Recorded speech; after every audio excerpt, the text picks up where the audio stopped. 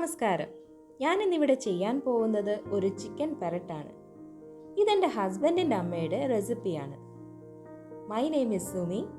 Welcome to Sumi's cooking channel. എന്നാൽ പിന്നെ നമുക്ക് ചിക്കൻ പെരട്ടി തുടങ്ങിയാലോ? അതിനുവേണ്ടി ഞാനിവിടെ എടുത്തിരിക്കുന്നത് 300 ഗ്രാം ചിക്കനാണ്. ഇതിലേക്ക് 1/2 സ്പൂൺ മഞ്ഞൾപ്പൊടി, 1 spoon garlic paste, 1 spoon ginger paste, ആവശ്യത്തിന് ഉപ്പ്, 1/2 സ്പൂൺ കുരുമുളക് പൊടിയും കൂടി ചേർത്ത് നന്നായി മിക്സ് ചെയ്ത് 50 മിനിറ്റ്സ് റെസ്റ്റ് ചെയ്യാനായി വയ്ക്കുക. അതിനുശേഷം ഈ മാരിനേറ്റ് ചെയ്ത് വെച്ചിരിക്കുന്ന ചിക്കനെ ഒരു കുക്കറിലേക്ക് മാറ്റി 3 to 5 മിനിറ്റ്സ് വേവിക്കുക. വേവിക്കുമ്പോൾ ഒരുപാട് വെന്തു പോകാതെ നോക്കണം. ഇനി നമുക്ക് ചിക്കൻ പെരട്ടിലേക്ക് വേണ്ട മസാല റെഡിയാക്കാം. അതിനുവേണ്ടി ഒരു പാൻ അടുപ്പത്ത് വെച്ച് ചൂടായി കഴിയുമ്പോൾ 3 സ്പൂൺ വെളിച്ചെണ്ണ ഒഴിക്കുക. വെളിച്ചെണ്ണ ചൂടായി കഴിയുമ്പോൾ 1 സ്പൂൺ കടുക്, 3 വറ്റൽമുളക്, 1 സ്പൂൺ പെരിഞ്ജീരകം, ചെറിയ കഷ്ണം കറുവപ്പട്ട, 4 ഗ്രാമ്പു, 2 പിടി ചെറിയ ഉള്ളിയും കൂടിയിട്ട് വഴറ്റുക. ഉള്ളി ഒരുവിധം വഴണ്ട് വരുമ്പോൾ അതിലേക്ക് 1 spoon ginger paste, 1 spoon garlic പേസ്റ്റും കൂടി ചേർത്ത് വഴറ്റുക.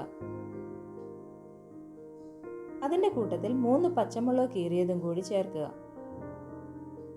പിന്നീട് അതിലേക്ക് 1 സ്പൂൺ കാശ്മീരി ചില്ലി പൗഡറും 1 സ്പൂൺ മല്ലിപ്പൊടിയും 1/2 സ്പൂൺ ചിക്കൻ മസാലയും 1/2 സ്പൂൺ മഞ്ഞൾപ്പൊടിയും കൂടി ചേർത്ത് പൊടിയുടെ പച്ചമണം മാറുന്നത് വരെ നന്നായി ഇളക്കുക. ഈ മസാലയൊന്ന് മൂത്ത് വരുമ്പോൾ അതിലേക്ക് ചിക്കൻ വേവിച്ച വെള്ളം, അതായത് സ്റ്റോക്ക് വാട്ടർ ഒഴിച്ചു കൊടുക്കുക.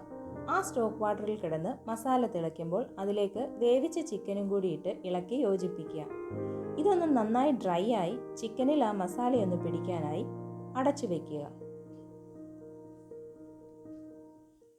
ഇപ്പോൾ കണ്ടില്ലേ, ആ മസാലയെല്ലാം ചിക്കനിൽ പിടിച്ച് നല്ല ഡ്രൈ ആയി വന്നിട്ടുണ്ട്. ഇനി അതിലേക്ക് ഒരു തക്കാളി കൂടി ചേർത്ത് ഇളക്കുക. അതിനോടൊപ്പം തന്നെ 1 സ്പൂൺ വെളിച്ചെണ്ണ കൂടി ഒഴിച്ചു കൊടുത്ത് തക്കാളി വെന്തു ചേരുന്നത് വരെ മിക്സ് ചെയ്യുക. ഈ ഒരു പാകമാണ് വേണ്ടത്. നമ്മുടെ ചിക്കൻ പെരട്ട് ഇവിടെ റെഡിയായി കഴിഞ്ഞിരിക്കുകയാണ്. ഇത് പൊറോട്ടയുടെ കൂടെയും ചപ്പാത്തിയുടെ കൂടെയും നല്ല ചൂട് ചോറിൻ്റെ കൂടെയും കഴിക്കാൻ വളരെ ടേസ്റ്റിയാണ്. എല്ലാവരും ഇത് ട്രൈ ചെയ്ത് നോക്കണേ.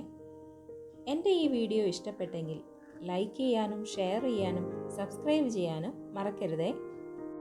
Thanks for watching.